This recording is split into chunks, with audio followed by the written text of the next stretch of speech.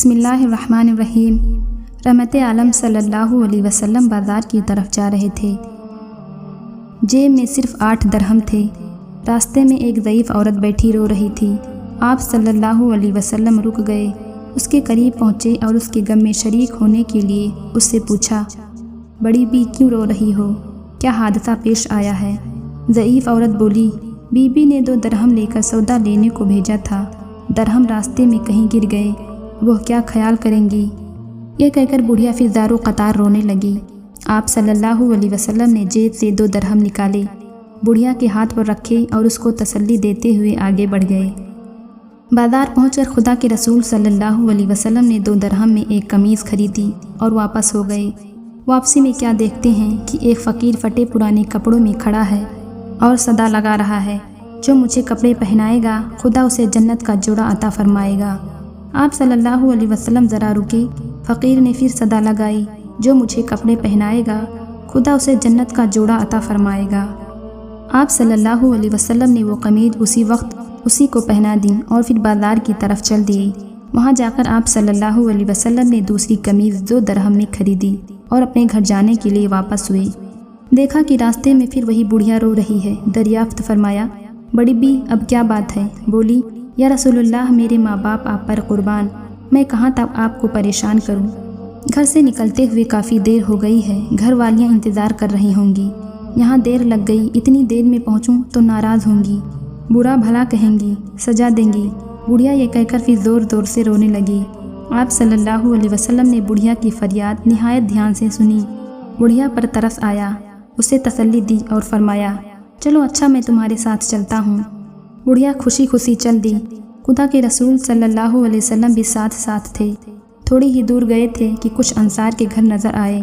بڑھیا نے رسول اللہ صلی اللہ علیہ وسلم کو بتایا، میں انہی گھروں میں کام کرتی ہوں، ان گھروں میں مرد باہر گئے ہوئے ہیں، گھروں میں صرف عورتیں ہی ہیں۔ آپ صلی اللہ علیہ وسلم گھروں کے قریب پہنچے اور ذرا بلند آواز سے کہا، اے بیویوں، السلام علیکم ورحمۃ اللہ۔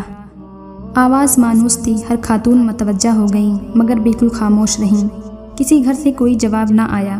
آپ صلی اللہ علیہ وسلم نے پھر بلند آواز سے کہا، السلام علیکم ورحمۃ اللہ وبرکاتہ۔ پھر وہی خاموشی رہی، کسی گھر سے کوئی جواب نہ آیا۔ خواتین دروازے کے قریب آ گئیں اور مشتاق تھیں وہ دل نواز آواز پھر آئے۔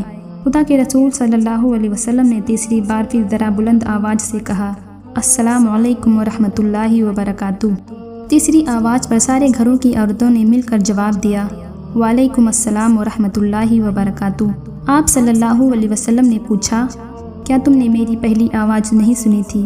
یا رسول اللہ صلی اللہ علیہ وسلم، ہم نے آپ کا پہلا ہی سلام سن لیا تھا اور آپ کی آواز پہچان لی تھی، لیکن جواب اس لیے نہیں دیا کہ آپ کی زبان مبارک سے سلامتی اور رحمت و برکت کی دعائیں ہم اور ہمارے بچے بار بار سنیں۔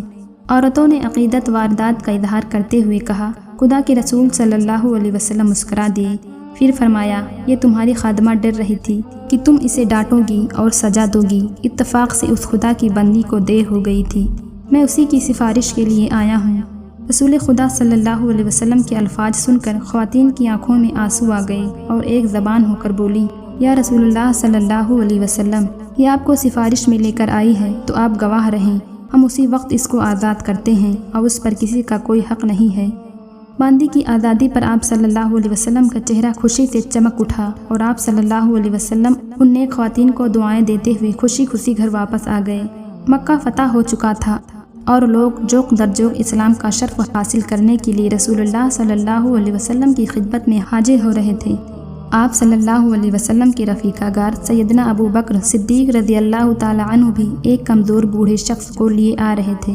بوڑھے کی ٹانگیں لرز رہی ہیں، آنکھوں کی بینائی جاتی رہی ہے، کمزوری کی وجہ سے سانس پھول رہی ہے۔ حضرت ابو بکر صدیق رضی اللہ تعالی عنہ کے والد ماجد ابو قحافہ عثمان ہیں۔